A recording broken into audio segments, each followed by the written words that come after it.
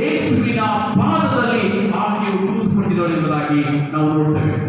ಈ ಯೇಸು ಸ್ವಾಮಿಯು ಮರಿಗಳ ವಿಷಯವಾಗಿ ಏನ್ ಹೇಳ್ತಾರೆ ನೋಡೋಣ. ಲೂಕ 10:42 ನೋಡಿ. ಲೂಕ 10:42.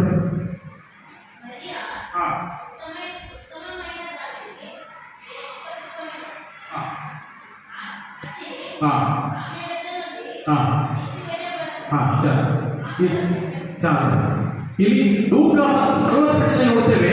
ಮುಂದೆ ಮರಿಯಳು ಆ ಉತ್ತಮ ಭಾಗವನ್ನ ಆರಿಸಿಕೊಂಡಿದ್ದಾಳೆ. ನಾನು ನೀನು ಯಾವ ಭಾಗವನ್ನ ಆರಿಸಿಕೊಂಡಿದ್ದೇವೆ ಎಂಬುದಾಗಿ ವಿಚಾರ ಮಾಡಬೇಕಾಗಿದೆ.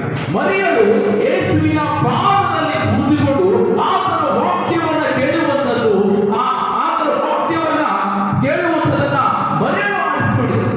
ಯೇಸು ಸ್ವಾಮಿ ಖುದ್ದಾಗಿ ಯೇಸು ಸ್ವಾಮಿ ತಾನೇ ಹೇಳಿದ ಮಾತು ಲೂಕನ ಬರೆದ ಸುವಾರ್ತೆ 10ನೇ ಅಧ್ಯಾಯ 42ನೇ ವಚನದಲ್ಲಿ ನೋಡುವಾಗ ಮರಿಯಳು ಆ ಉತ್ತಮ ಭಾಗವನ್ನ ಆರಿಸಿಕೊಂಡಿದ್ದಾಳೆ.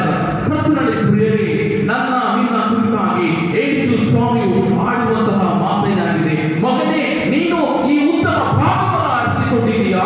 ಮಗನೇ, ನೀನು ಈ ಉತ್ತಮ ಭಾಗವನ್ನು ಆರಿಸಿಕೊಂಡಿದೆಯಾ ಎಂಬುದಾಗಿ ಯೇಸು ಸ್ವಾಮಿಯು ನನ್ನ ನಿನ್ನ ಕುರಿತಾಗಿ ಸಾಕ್ಷಿಯನ್ನು ಕೊಡಲಿಕ್ಕೆ ಸಾಧ್ಯನಾ? ಮರಿಯಳ ಕುರಿತಾಗಿ ಸ್ವಾಮಿ ಹೇಳ್ತಾ ಇದ್ದಾನೆ, ಆ ಉತ್ತಮ ಭಾಗವನ್ನು ಮರಿಯಳು ಆರಿಸಿಕೊಂಡಿದ್ದಾನೆ.